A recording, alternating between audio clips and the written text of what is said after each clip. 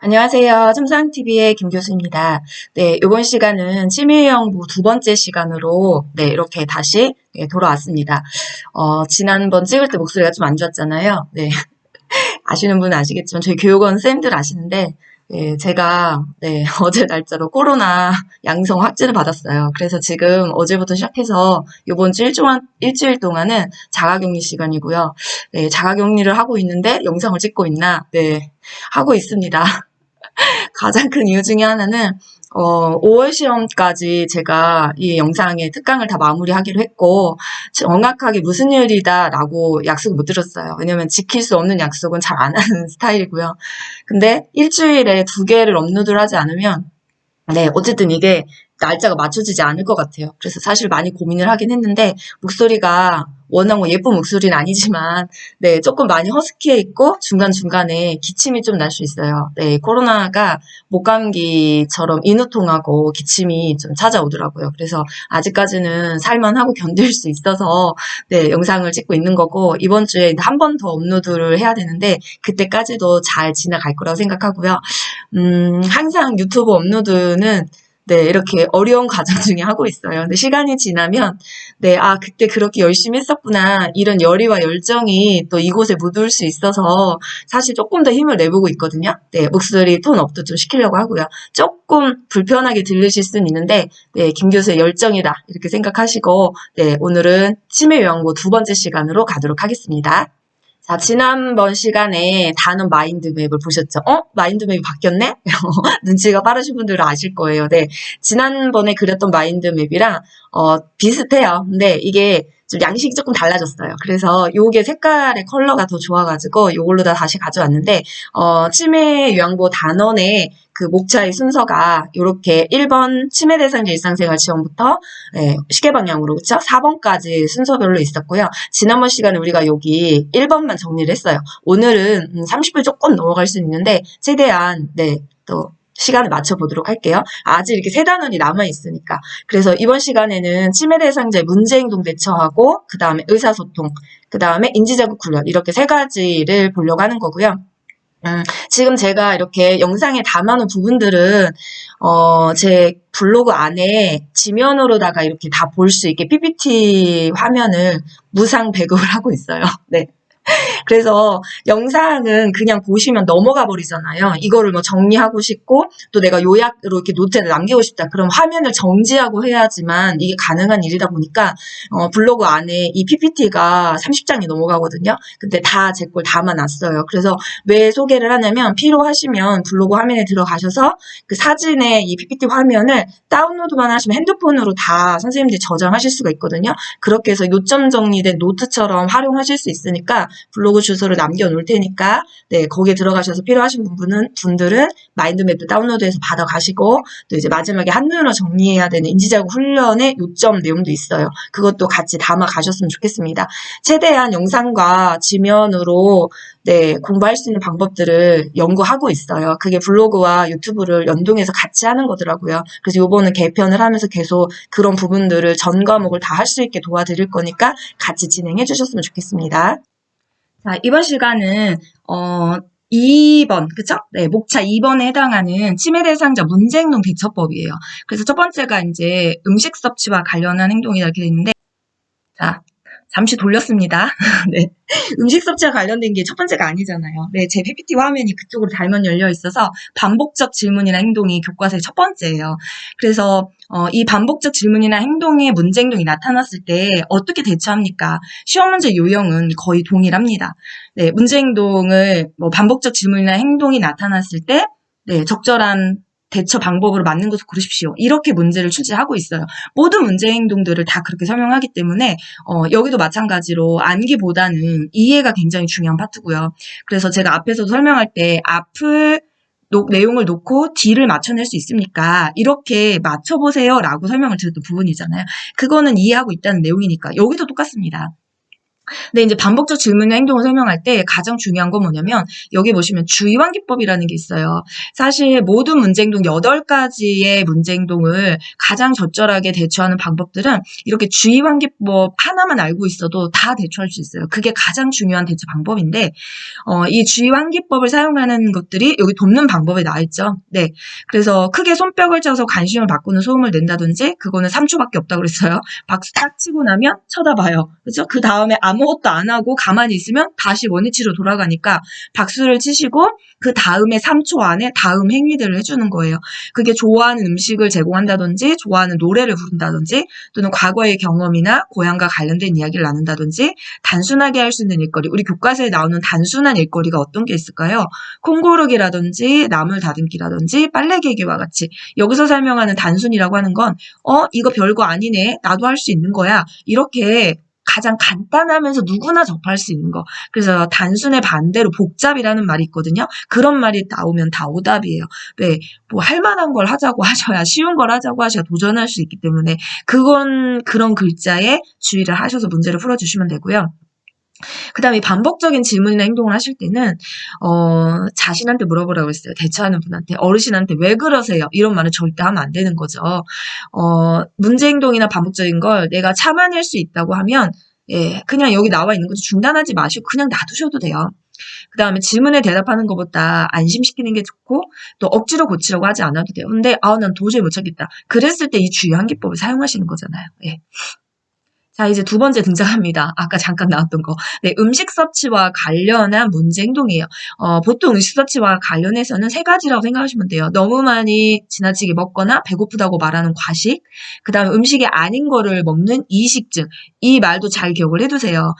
이식이라는 단어가 어렵지 않아요. 달을 이자를 써서 이식, 음식이 아닌 걸 먹는다는 뜻이에요. 그 다음에 안 먹어요. 거식. 이 세 가지의 보통의 모습으로 네, 이 문제가 나타나는데 중요한 건 뭐냐면 대부분은 다 과식이 가장 많으세요. 그래서 먹었다는 거를 잊어버리기 때문에 또 달라고 하는데 그때 할 수 있는 멘트가 있죠. 제가 수업 시간에 늘 말씀드려요. 이건 멘트입니다. 지금 준비하고 있으니까 조금만 기다려주세요. 주겠다는 얘기가 아니라고 말씀드렸어요. 멘트입니다. 수업 시간에 예시로 드는 게 그거죠. 엘리베이터에서 사람을 만났는데 안녕하세요. 인사를 안 하고 엘리베이터 타면 내리는 동안이 계속 불편해요. 그분의 안녕이 궁금해서 묻는 게 아니라 그랬어요.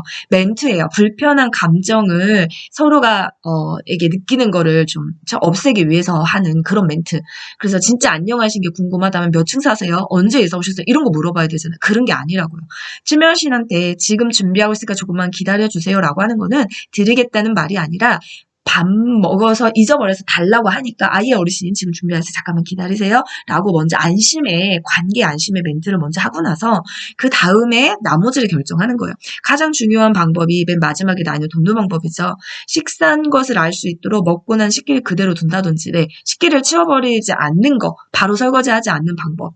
그 다음에 식사 후 달력에 먹었다는 걸 같이 표시하는 거예요. 그래서 어르신 지금 준비하니까 잠깐만 기다려주세요 라고 하고 어르신을 모시고 식사에 식기가 있는 곳으로 와서 어르신 드신 식기가 있는데 그래도 드릴까요? 이렇게 한번 여쭤보는 거죠. 근데 그래도 줘. 그럼 드릴 수밖에 없어요. 근데 해보지 않고 안 된다고 말은 하지 마시라고 했어요. 10번 시도해서 한 번 안 드릴 수 있다면 성공 한 번 하는 겁니다. 그런 의미로다가 이 방법들을 적용하시는 거고 먹었다는 걸 달력에 표시하셔서 표시를 해놨는데 어르신 표시가 되어 있는데 또 드릴까요? 이렇게 질문을 해보시는 거죠. 그 다음에 그 전에 미리 할 수 있는 방법은 많이 드시니까 그릇의 크기를 좀 조절하시면 돼요. 작은 걸로, 식기 좀 작은 걸로 바꿔주시라는 거고, 그 다음에 달라고 할 때만 음식을 계속 드릴 수는 없으니까 대체 식품을 좀 줄이는 것도 좋은 방법 중에 하나예요. 그 다음에 위험한 물건을 빼앗기지 않으려고 하면, 그러니까 위험한 물건이라는 게 우리가 볼 때는 위험한 물건이에요. 어르신은 그 물건이 위험하다는 기준이 없어요. 그래서 내가 볼 때 그 어르신 위험하니까 주세요. 어르신은 안 위험하니까 안 준다고요. 손아귀에 두르는 거 절대 주지 않아요. 그럴 때는 어떡하냐. 좋아하는 다른 간식과 교환. 어르신 이거랑 바꿀까요? 이런 방법을 사용하시는 거죠. 자, 세 번째 문제 행동은 수면장애입니다. 수면장애에 보통 나타나는 양상들이 2, 3일간 잠을 주무시지 않고 돌아다니시다가 2, 3일 동안은 네, 죽은 사람처럼 깨어도 잠을 잔다든지 낮밤이 바뀐다든지. 그래서 수면 장애를 네, 극복하는 가장 중요한 방법은 뭐냐면 일단 일정한 규칙의 일정을 만들어 드리는 거예요. 깨고 주무시는 시간, 활동하는 시간 일정하게. 그다음 되도록이면 집 밖의 운동, 5개 운동이라고 하죠. 에너지를 빼는 운동을 하시면 수면의 질이 올라가고요. 제일 중요한 건 이거죠. 예, 꾸벅꾸벅 조세요. 아유 피곤하세요? 들어가 주무세요가 아니라 말을 걸어 자극을 줘서 깨워내시라는 거. 이게 가장 중요한 수면장애 대처법입니다. 자, 다음은 배회로 갑니다. 배회가 어떤 건지 아시죠? 네, 목적지도 없이 계획도 없이 돌아다니는 행위. 제가 늘 수업 시간에 말씀드려요. 계획과 목적지가 있게 걸어가는 분과 계획과 목적지가 없이 걸어가는 분의 양상을 파악하는 것이 배회 돕기의 가장 기본입니다. 그렇죠? 목적과 계획이 없기 때문에 우왕좌왕하세요. 오른쪽으로 갈지 왼쪽으로 갈지 앞으로 가야 될지 뒤로 갈지 한 장소에 맴맴 돈다. 이런 얘기가 배회의 대표적인 양상이고요. 돕는 방법에서 또 가장 중요한 원칙이자 방법들은 바쁘게 생활하게 하시면 돼요. 배회할 시간을 없애라는 거죠. 그 다음에 또 하나 많이 등장하는 문제가 이런 문제예요. 신체적인 욕구를 우선적으로 해결해 주셔라. 여기서 말하는 신체적인 욕구는 배가 고프거나 또는 배설에 관한 욕구 두 가지가 가장 기본이에요. 그래서 그런 게 있다고 하면 그것만 해결시켜 주려도 배는 확실히 줄어들 거다라고 보는 거고요. 그 다음 단순한 일거리를 주시는 거죠. 그럼 배회할 시간이 없어지는 바쁘게 생활하는 거와 같은 거고요. 배회는 집 안에서 배회하는 건 크게 문제가 되지 않습니다. 가장 큰 문제는 낙상의 우려예요. 그래서 낙상을 예방하기에 배 코스를 만들어주는 거예요. 코스라고 해서 뭐 엄청난 코스가 아니라 위험한 물건은 다 치워드리는 거. 그 다음에 TV나 라디오를 크게 틀어놓지 않아요. 왜냐면 이게 현실과 가상이 구별이 안 되기 때문에 TV나 라디오에 나오는 소리는 TV와 라디오 상황이에요. 근데 그 상황이 지금 어르신이 계시는 현실의 상황과 맞지 않게, 그러니까 같다라고 생각하는 거예요. 맞지 않은데. TV에서 싸우는 소리가 나면 그 소리가 지금 이 집 안에 누가 싸우고 있다고 생각하는 거예요. 근데 무서운 게 나오면 그걸 또 이제 피해서 도망가려고 우리 책에 나오죠. 포위당했다 생각해서 밖으로 나갈 수 있다는 거. 그래서 TV나 라디오 같은 건 크게 틀어놓지 않고요. 그런 게 문제가 될 것 같으면 사실 코드를 빼놓는다든지 예, 시청하지 않게 소리가 나지 않게 해주시는 게 중요한 거고요. 그 다음에 낮 시간에 단순한 일거리 예, 위하고 비슷하죠. 정서적인 불안에 대한 건 다른 곳으로 관심을 돌려주시는 게 좋고 또 가족들과 함께 다가가는 시간이 굉장히 중요해요. 그 다음에 또 책에 있어요. 어떤 상실에 대한 게 문제라면 채워주시는 것도 또 하나의 방법입니다. 자, 다음은 의심과 망상과 환각입니다. 이 망각과 환각의 뜻은 어떤 건지 다 아시죠? 네, 망상이라고 하는 건 실제 일어나지 않으니까 앞뒤가 맞지 않는 논리에 급하지 않게 맞지 않은데 자꾸 맞다고 고집을 부리시는 거였고 환각이라는 말은 네, 실제 없는데 없는 걸 각이 오감이잖아요. 그래서 환시, 환청, 환우, 환미, 환촉 5가지 중에서 합쳐서 환각이라고 하는 거예요. 그 중에 환시와 환청이 80%를 차지하고 있는 거죠. 자, 그럼 이런 거가 나타났을 때 어떻게 하는 거냐? 제일 중요한 건 뭐냐면 보고 들은 것에 대해서 아니라고 부정하거나 다투시면 안 돼요. 예, 있는 그대로 인정을 해주는 거예요. 왜냐면 환각 같은 경우에 예, 귀신이 보인다. 어르신이 보이세요. 저만 안 보이는 것 뿐이지. 그러니까 내가 안 보인다고 없다라고 하지 마시라는 거예요. 그게 사실 제일 중요한 거예요. 그리고 이런 대처와 관련해서 이따도 문제에서 풀어보시겠지만 의사소통의 공감법하고 환각의 대처법하고 접목을 시켜서 시험 문제가 굉장히 많이 출제해요. 그래서 저도 수업 시간에 굉장히 많이 강조하고 있는 거고 예시를 충분히 많이 들어서 설명을 하고 있어요. 그래서 공감의 가장 첫 번째가 1번 부정하지 않는다. 반대가 그렇죠? 아니, 부정의 반대가 인정이잖아요. 그러니까 부정하지 않는다는 네 걸 인정하라는 거예요. 어르신이 보인다고 하면 예, 나도 보이는 거고요.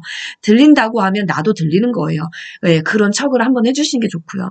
그 다음에 그걸로 끝나시면 안 되죠. 그 다음에 그걸 보았을 때 기분이 어떤지 들었을 때 기분이 어떤지 알아주시는 거. 이런 문제는 자주 출제가 되고 있기 때문에 꼭 기억을 해두시는 게 좋다는 거예요.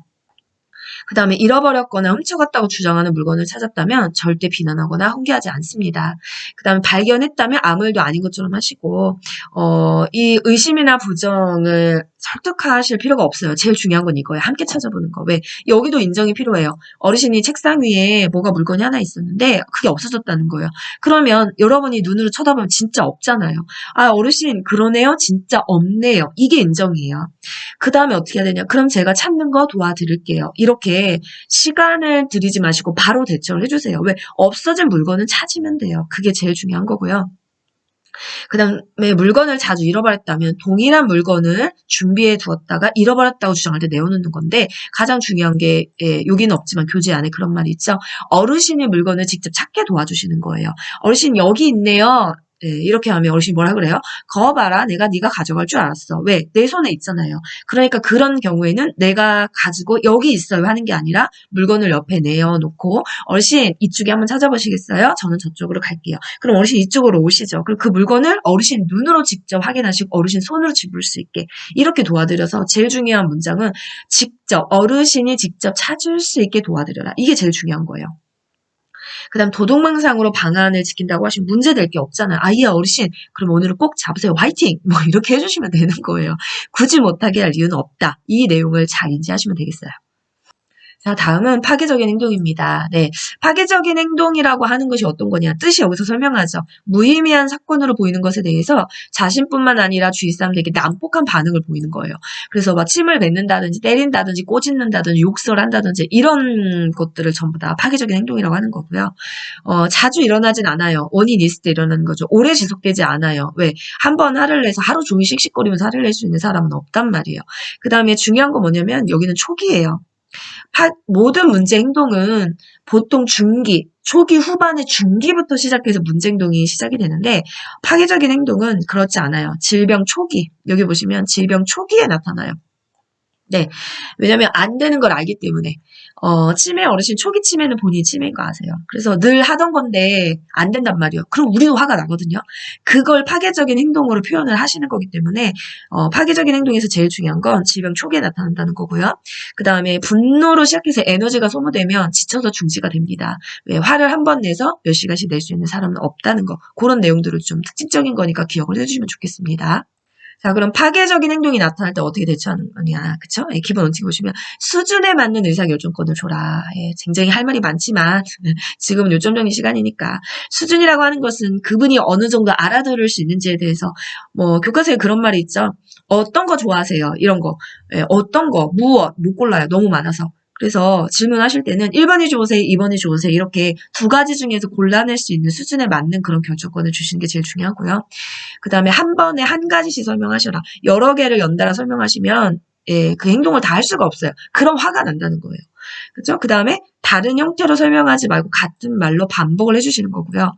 또 하나 중요한 게 이거죠. 진정이 되셨어요. 근데 아까 왜 그러셨어요? 이런 거 물으시면 안 된다는 거죠. 상기가 되면서 다시 또 화가 날 수 있다는 거고요. 그 다음에 지금 한참 참여하고 계세요. 그러면 억지로 중지시킬 필요가 없어요. 다른 자극을 주시면 안 되는 거고요. 기다려 주시면 돼요. 그 활동이 다 끝날 때까지. 자, 이어갑니다. 자극을 주지 말고 문제행동이 심할 때는 조용한 장소에서 쉬게 하시는 게 좋아요. 왜냐하면 시간이 지나면 분노나 화가 가라앉기 때문에 좀 혼자 생각할 수 있는 자극이 없는 곳에 어르신 이렇게 모셔두는 게 좋고요. 그 다음 반드시 이해한다는 표현을 좀 해주세요. 그 다음에 갑자기 움직여서 놀라지 않게 해주시라는 거. 어르신이 더 당황합니다. 그 다음에 항상 자상하게 반복적으로 설명해 주시는 게 화를 내지 않게 하는 또 하나의 중요한 방법입니다. 자, 다음은 석양증후군입니다. 석양증후군에서 제일 중요한 건 석양이죠. 그게 언제나 해질녘. 이거 깜깜한 거 아니에요. 예, 깜깜한 게 아니라 해질녘. 해질녘이 되면 깜깜하다 보다는 약간 물구죽죽하다. 그쵸? 밤기운이 막 이렇게 들어오는 그때 되면 혼란해지고 불안정하는 거예요. 예, 왜 그런 거냐? 원래 밤의 기운이 사람의 심리를 더 흔들어요. 그래서 중요한 건 이거예요. 행동장애. 나중에 야간 선망이랑 구별을 좀 해주셔야 돼요. 그래서 석양증후군은 해질녘에 어떤 불안하고 혼란하고 이런 심리를 갖다가 행동으로 나타나는 거예요. 그래서 우리도 불안하면 손가락 뜯고 다리 덜덜덜 떨고 하는 것처럼 그런 불안한 심리로 옷을 벗고 돌아다닌다든지 침대 위에를 왔다 갔다 막 하신다든지 그쵸? 그런 행동들을 석양증후군이 나타나는 대표적인 특징이고요. 불안한 건 규칙적인 생활에 변화가 생겼을 때, 그쵸? 그래서 어떻게 해야 되냐? 불안하니까 혼자 두시면 안 돼요. 충분히 같이 함께 있어 주시면 되고, 불안한 심리를 가라앉힐 수 있는 좋아하는 일을 한다든지, 애완동물, 감정에 불안한 심리를 가라앉힌 애완동물 많은 게 없어요. 어떤 환대의 의미를 애완동물이 같이 만들어주기 때문에, 그 다음 즐거운 시간을 같이 갖게 하시고, 낮 시간에 움직이거나 활동하게 하라는 것은 에너지 소모를 위해서, 그 다음에 또 하나의 방법이, 환기, 산책, 밖을 좀 모시고 가셔서 지금 현재 있는 곳과 네, 지휘 환기를 잠깐 시켜주는 거. 그 다음에 여기는 조용하고 어두우면 더 문제가 되기 때문에 TV를 켜놓거나 밝은 조명이 또 하나의 도움이 됩니다. 자, 이제 마지막 문제 행동입니다. 부적절한 성적 행동. 보통 치매는 성 자체에 관심이 없어요. 네, 우리가 오해하고 있는 부분이죠. 관심이 없는데 배려도 없어요. 그래서 다른 사람이 있든 없든 하고 싶은 거 다 하시는 거예요. 바지도 벗고 주머니에 손도 넣고 막 이런 모습들을 보이는 거거든요. 그래서 이제 그게 나타나는 문제들이 어떤 원인에 의해서 나타나는 건지 한번 관찰해 보시라는 거예요. 옷이 조여서 간지러워서 불편해서 그런 거라면 그걸 교정해드리면 그런 행동을 하지 않을 거니까. 그리고 행동 교정이 필요한데 벌과 보상으로. 제가 수업 시간에 설명했죠. 벌과 보상. 보상에 가는 건 칭찬으로 한다든지, 그쵸? 어떤 걸 이렇게 대신 드린다든지. 벌 하나를 좀 기억해 두세요. 언어로 하는 벌은 해당 사항이 없습니다. 안 돼요. 감정을 상하게 하니까. 그래서 드릴 건데 안 드리게 한다든지 2개를 줄 거 하나만 드린다든지 이렇게 해서 행동을 교정해 주시는 거예요. 행동교정법은 다 똑같습니다. 벌과 보상을 하는 거예요. 그 다음에 또 하나 중요한 게 이상한 성행위가 약물 복용 때문에 유발될 수 있는지를 좀 확인해 주셔야 돼요. 대표적인 이야기 항파킨슨제라고 그랬어요. 그래서 항파킨슨제를 복용하시면 성적 욕구가 굉장히 많이 올라가요. 이거 외에도 여러 가지 약들이 있으니까 혹시 약물 때문에 그런 거라면 약물을 용량을 줄이거나 변경만 해도 문제가 나타나는 거 많이 줄여드릴 수가 있어요. 그러니까 약 때문이다라는 인식을 꼭 해주셨으면 좋겠어요. 자, 그럼 어떻게 대처를 할 거냐. 네, 중요한 건 이거죠. 당황하시면 안 돼요. 지는 거예요. 당황하지 말고 그냥 네, 내려서 그냥 입혀주세요. 뭐 설명하고 화를 내고 할 필요가 없잖아요. 네. 그 다음에 즉각 멈추지 않으면 좋아하는 걸 가져간다. 아까 그 벌과 같은 거죠. 나는 이해할 수 있어요. 성적 관심을 보였을 때. 근데 다른 사람까지 이해하는 건 아니에요. 그러니까 그런 경우에는 공공장소에 출입은 좀 삼가하시고 방문객을 제한하시는 방법으로 가도록 하겠습니다. 자, 다음은 치매의 3번째. 네, 의사소통 방법이에요. 의사소통의 원칙이 있어요. 언어적인 의사소통이 있고 비언어적인 의사소통이 있는데 언어의 의사소통을 할 때 뭐 원칙으로 맞는 것을 고르십시오. 이런 문제를 낼 수 있는 거죠. 자, 신체적 상태를 파악하세요. 어디 불편한 곳이 있으세요? 이렇게 물으면 안 돼요. 큰일 나죠. 왜? 어디는 범위가 너무 넓잖아요. 그래서 신체 부위를 짚어가시면서 어르신 머리 여기가 아프신 거예요? 어르신 배 여기가 아프신 거예요? 이렇게 설명해 주시는 거고요. 이것도 신체 부위를 짚어가며 설명하는 이유는 뭐냐면, 이제 치매가 진행되시면 머리가 어딘지 잘 모르세요.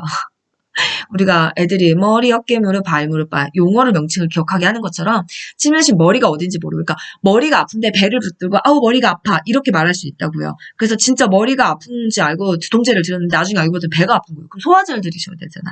그런 부분들에 와요. 그 다음에 우리 교재에도 그런 말이 나오죠. 네, 배가 고픈 건지 아픈 건지 그 느낌을 정확하게 표현할 수 없기 때문에 부위를 짚어가면서 설명에 물어보는 게 제일 중요한 거고요. 그 다음에 왜라는 이유를 묻는 것 대답하지 않아. 어려운 거예요. 네, 아니오를 답할 수 있게.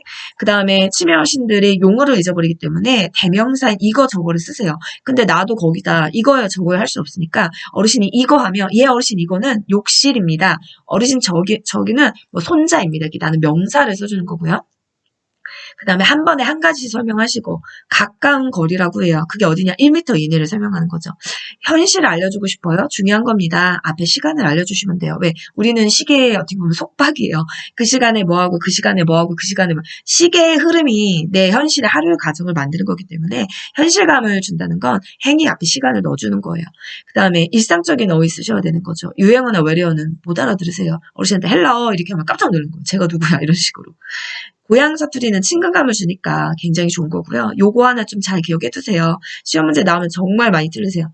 과거를 회상하도록 하는 것이 왜 언어적인 의사소통이 중요한 거냐.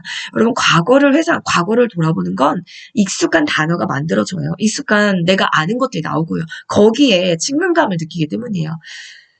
그래서 과거를 회상하는 건 언어적인 의사소통의 또 하나의 원칙의 방법이다. 잊어버리지 마세요. 자, 그럼 이제 비언어는 어떻게 할 거냐? 네.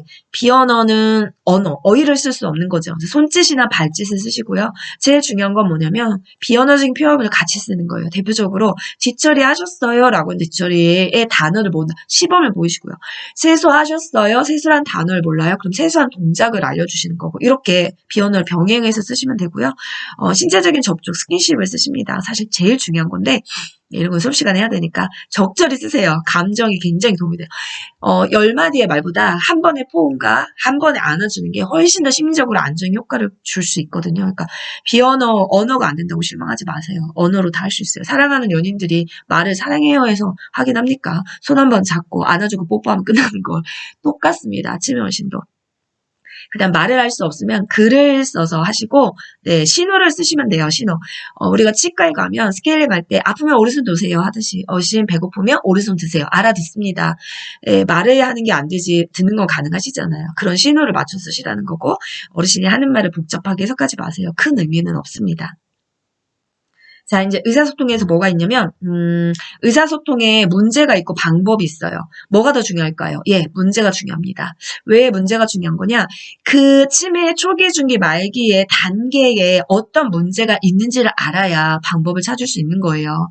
그래서 이 파트에서 중요한 건 뭐냐면, 초기는 아무것도 써놓지 않았어요, 제가. 왜? 없어요. 굳이 뭘 이렇게 콕 집어서 기억할 것도 없어요. 중기가 되면, 초기의 상태가 더 심해지세요. 근데 초기에는 없다가 중기에 등장하는 게 있어요. 명칭실어증. 절대 잊어보시면 안 돼요.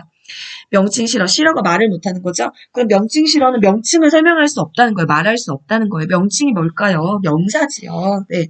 그래서 어떻게 할 거냐. 명칭실어증이 오니까 명사를 모르니까 내가 명사를 알려주시면 돼요. 그래서 명사나 이름을 알려주시고 물건에 이름표를 붙여주시면 되고요.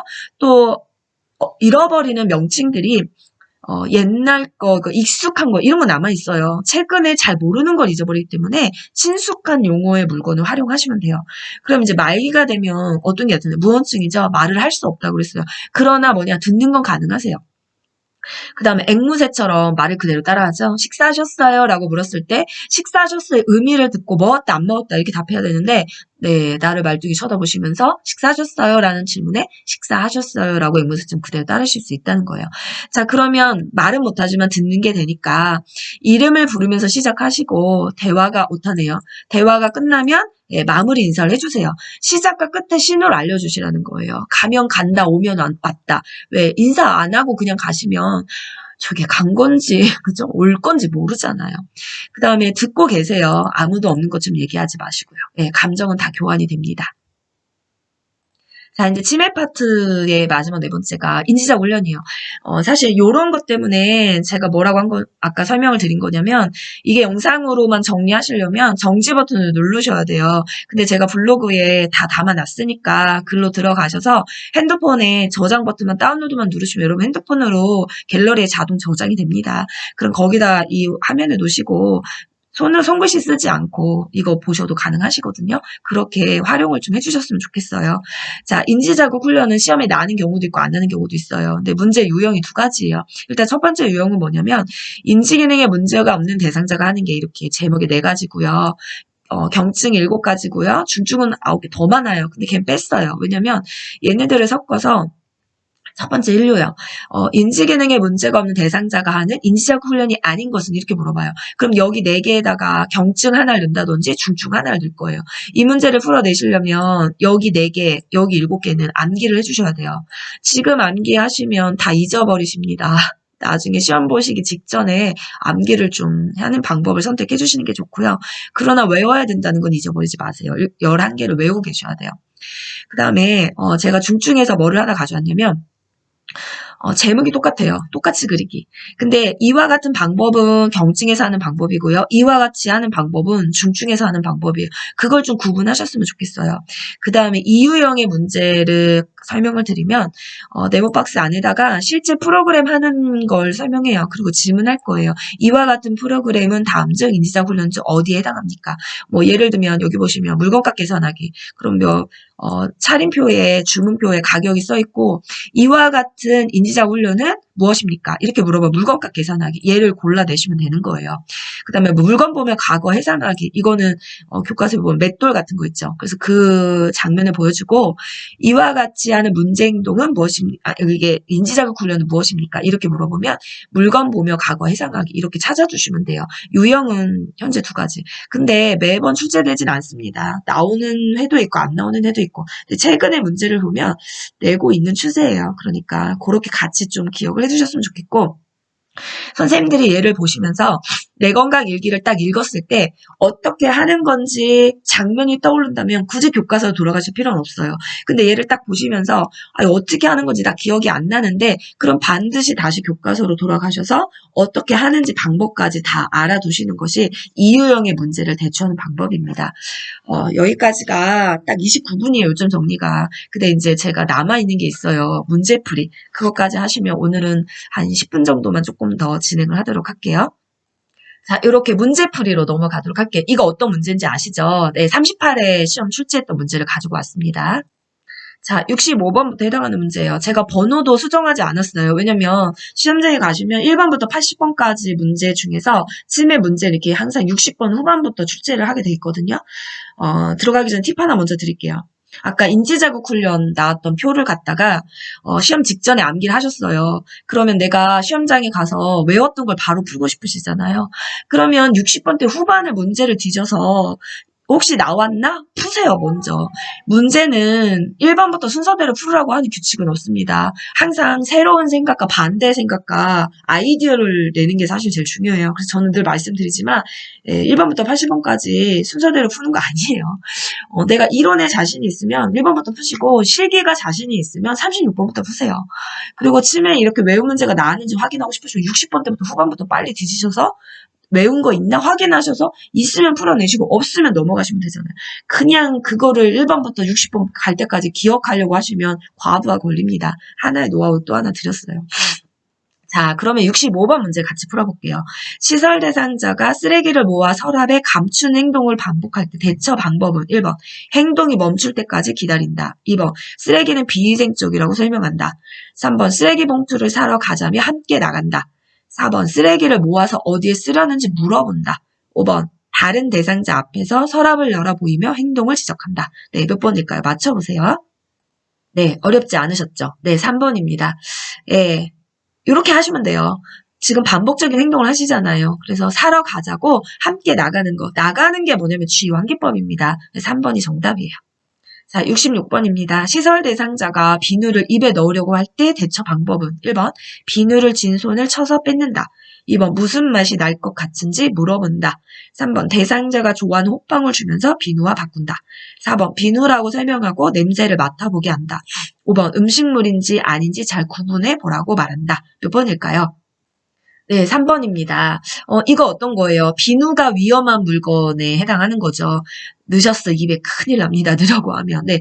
그래서 우리가 앞에서 위험한 물건을 뺏지 않으려고 할 때는 좋아하는 간식과 교환하자고 합니다. 아마도 이 대상자는 호빵을 좋아하시는 것 같아요. 그러니까 호빵을 드리면서 이거랑 바꿀게요. 바꿔요. 이렇게 하신다는 거죠. 네. 어렵지 않게 푸셨을 거예요. 자, 67번입니다. 시설 치매 대상자가 밤낮이 바뀌어 낮 시간에 졸고 있을 때 대처 방법은 1번 말을 걸어 자극을 준다. 2번 따뜻한 우유를 제공한다. 3번 낮잠을 충분히 자게 한다.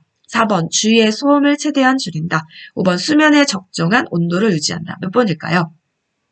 그렇죠. 1번이죠. 네, 졸고 계시면 깨우셔야지만 돼요. 어렵지 않게 푸셨을 거예요. 다음 갑니다. 자, 68번입니다. 치매 대상자가 딸이 오기로 했다며 밖으로 나가려고 문 앞에서 서성거릴 때 대처 방법은 1번, 딸은 오늘 못 와요? 라고 말한다. 2번, 딸이 언제 오기로 했어요? 라고 물어본다. 3번, 어르신 요즘 자주 그러시네요? 라고 말한다. 4번, 딸과 먹을 음식을 만들어요? 라며 함께 식사를 준비한다. 5번, 어르신 우리 음악 들을까요? 하며 라디오를 크게 틀어준다. 자, 4번입니다. 살짝 헷갈리셨나요? 1, 2, 3이 아닌 건 확실하신다는 거죠. 그쵸? 네. 자, 그러면 딸이 오기로 했다면 밖으로 나가려 문 앞에 계속 서성여요. 이것도 뭐냐면 딸과 먹을 음식을 같이 만들어요. 그러니까 딸이 오기로 했으니까 딸하고 같이 먹을 음식을 만들어서 식사를 준비한다. 그러면 기다리는 딸에 대한 마음도 이 안에 더 들어갈 수 있기 때문에 4번이 더 근접해요. 어르신 우리 음악 들을까요? 하면 라디오를 크게 틀어준다. 얘는 왜 틀릴까요? 네, 이유가 잘 모르겠다. 이것도 주의환기법 아닙니까? 라디오를 크게 틀어줘서 좋아하는 음악을 전환하면 되지 않나요? 뭐 크게 나쁘진 않아요. 근데 사실은 4번이 이분의 여기 문장을 질문의 문장을 좀 잘 한번 헤아려 주셨으면 좋겠어요. 지금 마음이 딸이 오기로 했다면서 네, 딸에 대한 기다림의 마음이 있을 때는 4번 같은 문장이 좀 더 가까운 거예요. 공감법과 조금 섞였다고 생각을 해주시면 좋겠어요. 근데 이런 유형의 문제들이 실제 많이 출제를 하고 있으니까 제가 늘 눈을 강조했던 공감법을 같이 기억을 좀 해주셨으면 좋겠습니다. 69번입니다. 침해 대상자가 아들이 내 퇴직금 통장을 가져갔어 라며 반복적으로 화를 낼 때 대처 방법은 1번 아들에게 연락해서 확인한다. 2번 통장을 직접 찾아서 건네준다. 3번 아들은 그럴 사람이 아니라고 말한다. 4번 통장을 가져가는 것을 보았는지 물어본다. 5번 이야기를 들어주며 속상하겠다고 다독인다. 네, 이것도 어렵지 않으시죠? 퇴직금 통장을 가져갔대요. 공과법과 같아요. 여기도 마찬가지고요. 예, 얼마나 속상할까요? 통장을 가져갔대. 네, 나머지 다 틀려요. 들어주세요. 왜? 속상하겠다는 마음이잖아요. 속상하다는 마음이잖아요. 그 마음을 듣고 다독여주는 거. 이것도 물론 치매 대처법이지만 모든 치매의 의사소통의 대처들은 다 공감으로 하는 거와 동일합니다. 자, 다음은 70번입니다. 시설 침해 대상자가 휠체어에 앉아있는 대상자에게 화를 내며 끌어내리려고 할 때 대처 방법은 1번 휠체어를 타고 싶은지 물어본다. 2번 다른 휠체어를 갖다 주겠다며 찾으러 간다. 3번 더 좋은 휠체어를 타러 가자며 데리고 나간다. 4번 위험한 행동을 하면 집으로 돌려보낸다고 말한다. 5번 두 사람이 모두 다칠 수 있다며 힘으로 제압한다. 몇 번일까요? 네, 3번입니다. 네, 이제 왜 휠체어를 타고 계신 분을 끌어내리려고 했을까요? 네. 타고 싶으신 수도 있는 마음이 있습니다. 근데 그렇다고, 네, 여기 보시면 2번처럼 가시면 안 돼요. 같이 가셔야지. 그래서 더 좋은 휠체어를 타러 가자면 데리고 밖으로 나가신다든지 또는 다른 휠체어로 이동하시면 돼요. 사실 저는 개인적으로 이런 문제 볼 때마다 출제위원들이 참 좋은 문제를 내고 있다 이런 생각을 해요. 왜냐면 현장에 나가시면 여러분 이런 상황이 많이 여러분한테 직접 찾아옵니다. 그랬을 때 정말 있는 현장의 상황에 대처하는 방법들을 문제로 출제를 해주기 때문에 조금 헷갈릴 수는 있어도 이런 문제들은 참 좋은 문제라고 개인적으로 생각해요. 네, 문제가 꽤 많죠? 71번입니다. 침해 대상자가 해질녘이 되면 밖으로 나가겠다며 문고리를 잡고 흔들 때 대처 방법은 1번 잠잠해질 때까지 지켜본다. 2번 조용한 방에 혼자 있게 한다. 3번 커튼을 쳐서 실내를 어둡게 한다. 4번 아끼는 인형을 주며 안아주라고 한다. 5번 밤에는 집에 있어야 한다고 알려준다. 몇 번일까요? 네, 4번입니다. 이거 해질녘이 나왔으니까 석양증후군이죠. 석양증후군이죠. 밖으로 나가있다 문고리 잡고 막 흔든대요. 불안한 행동이잖아요. 그럼 심리적으로 안정을 시켜주는 방법을 쓰셔야 돼요. 그래서 인형요법이라든지 익숙한 소리라든지 애완동물이라든지 그쵸? 예, 그런 방법을 쓰는 거예요. 아끼는 인형이 중요한 거죠. 그냥 인형이 아끼는 인형. 그러니까 소중한 인형에 익숙한 인형들을 주면서 안아달라고 해서 심리적인 안정법으로 불안한 심리를 가라앉혀주는 방법입니다. 자, 다음은 76번이에요. 갑자기 탁 뛰어나왔어요. 네, 왜냐면 중간에 의사소통과 관련된 문제가 있어서 걔가 통과를 시켰고 이제 치매와 의사소통으로 연결돼서 치매 대상자와 의사소통할 때 지켜야 하는 기본 원칙으로 옳은 것은 1번 톤이 높거나 큰 소리로 이야기한다. 2번 네 아니오로 답할 수 있게 질문한다.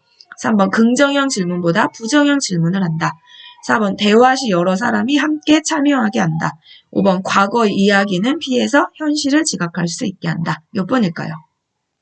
네, 2번이죠. 네, 의사소통할 때 큰 소리 너무 크거나 톤이 높으면 화가 났다라고 오해하실 수 있어요. 그래서 이제 네 아니오로 답할 수 있게 하는 거고요.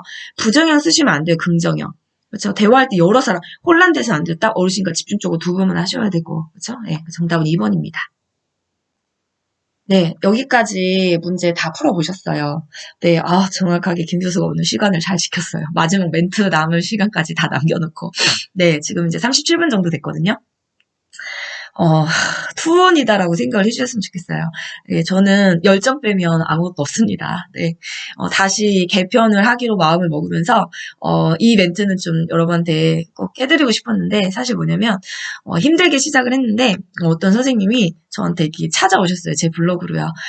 몰랐어요. 제 강의를 공부하시는 시험을 보시기 위한 선생님들만 이 강의를 듣는 게 아니라, 저처럼 강의를 하시는 선생님들인데, 처음 이제 시작한 지 얼마 안 되셔서 다른 강사는 어떻게 강의를 하고 있나 이렇게 우연찮게 들러오셨다가 제 강의를 많이 들으셨대요. 그리고 그 선생님이 제 블로그로 오셔서 고맙다는 인사를 하고 가셨어요.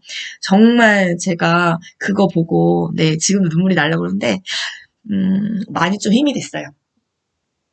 네. 그래서, 그런 마음들을 제가 받고, 아, 더 열심히 해야 되겠다, 이런 생각을 하고 있는 거고, 사실 코로나로 인해서 내 몸이 좀 많이 안 좋긴 한데, 지금도 이제 눈물하고 막 이게 감정이 올라와서, 뭐 제 유튜브니까 제 나름대로 제 방식으로 끌고 갈 거거든요.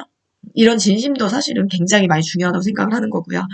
고맹맹이 소리로다가 40분의 영상을 찍었지만, 저는 또 하나 이제 평생 기억할 영상이 될 거고, 저희 교육원 선생님들, 우리 이제 시험 보시는 선생님들한테, 예, 이제 용기가 됐으면 좋겠고, 또 중요한 예, 시험 정리가 됐으면 좋겠다는 생각을 하는 거고요. 또 저희 채널에 저희 교육원 선생님 아니어도 우연히 오셨다 들려가는 선생님들도 저의 이런 열정을 덧입어서 저는 조회수나 구독 물론 좋습니다. 예, 근데 합격하셨으면 좋겠어요. 그리고 이 요양보호사라는 직업 자체가 굉장히 의미 있는 거니까 그런 데에 의미를 많이 두시고 열심히 열공하셨으면 좋겠고요. 앞으로 계속 됩니다. 이제 영상, 네, 세 번째 영상이거든요. 앞으로 모든 전가가 다 갈 때까지 5월 14일 시험 전까지 김 교수는 어떤 상황이 있더라도 네, 맞춰내기 위해서 이렇게 열심히 달려가도록 할게요. 자, 이제 제가 개편하면서 꼭 하는 거 있죠. 1편에서는 안 했어요. 지금 이제 할게요. 구독, 좋아요, 도움이 되셨다면 네, 눌러주셨으면 좋겠습니다. 네, 오늘도 열공하시냐고 애쓰셨어요. 다음 시간에 뵙도록 할게요. 고생하셨습니다.